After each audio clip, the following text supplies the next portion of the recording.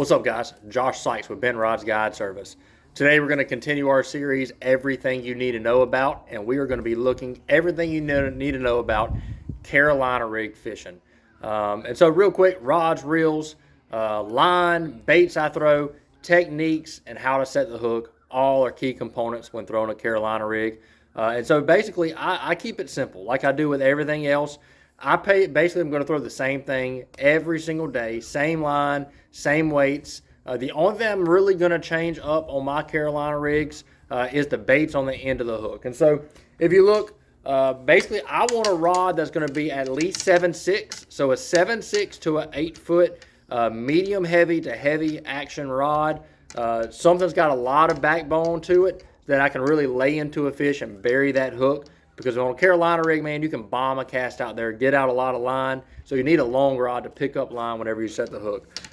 Basically, whenever I'm fishing a Carolina rig, I always throw a 1 ounce lead weight. I put on a glass, you see a glass bead, and then a small ticker here just to protect the knot, and then tie on a barrel swivel. And then I like a long leader. You can see here, this leader here is probably, I don't know, 3.5, 4 foot long.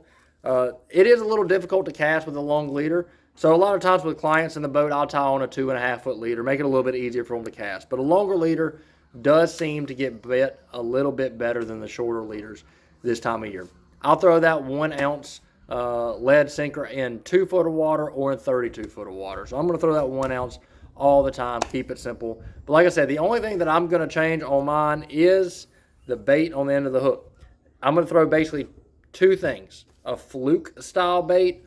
Here's a 6-inch flush in watermelon red. Catch a ton of fish on this flush on the end of a Carolina rig. Or some sort of creature bait. You know, your typical lizard, baby brush hog type baits. I've really fallen in love with the 6-inch hog wallah.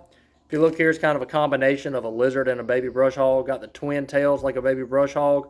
Kind of got the 4 appendages on the side like a lizard. It's kind of got a flatter bottom, and so it's not round like a baby brush hog. So when you kind of pull it, it lifts up off the bottom well. I really like this 6-inch hog wallah a lot. Caught a lot of fish on this and a lot of good fish on this hog wallah.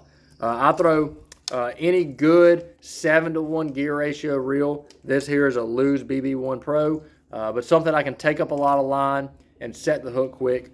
20-pound fluorocarbon main line. I've tried monofilament. I've tried braided line. Braid works. It's very sensitive. The only issue you have with braid is when you lay into a fish, all of the shock goes to the leader. And so the leader absorbs all of the stretch, and I broke off a lot of fish throwing braided line. Went to 20-pound fluorocarbon line. Haven't had a problem since. 15-pound leader line here. I like to make my leader line a little bit smaller, not really for visibility reasons, but mainly in case I get my hook hung up, I can typically break off the leader line and still save my egg weight and my barrel swivel, so I don't have to retie that. Another piece of advice for you, if you like throwing tungsten rather than lead, do not use a glass bead. I use glass beads with lead. Lead's soft. I have no issues, but I have tried tungsten quite a few times with a glass bead. It cracks and it breaks the glass bead when it's hitting on it, and it'll mess up your line, scuff up your line, and you will break off on a fish because of it. So don't use a glass bead if you like using a tungsten line. And then the last key thing when throwing a Carolina rig is how to set the hook. You know, growing up, I was always taught to lay into a fish, reel down on them, jerk up and set the hook. And man, when I first started throwing this Carolina rig, I missed a ton of fish because of it. You just can't take up as much line when you pull up. And so I had a guy that's caught thousands of fish on a Carolina rig over his life, an elderly man, that told me to start sweep setting to the side. And when I started doing that, man, I hook up with everything that I set on. And so reel your slack up, point your rod at the fish, sweep all the way around, and you can take up a ton of line with an 8-foot rod and a sweeping hook set. And so that's going to help you catch a lot more fish on the Carolina rig. The other thing, be patient with the Carolina rig.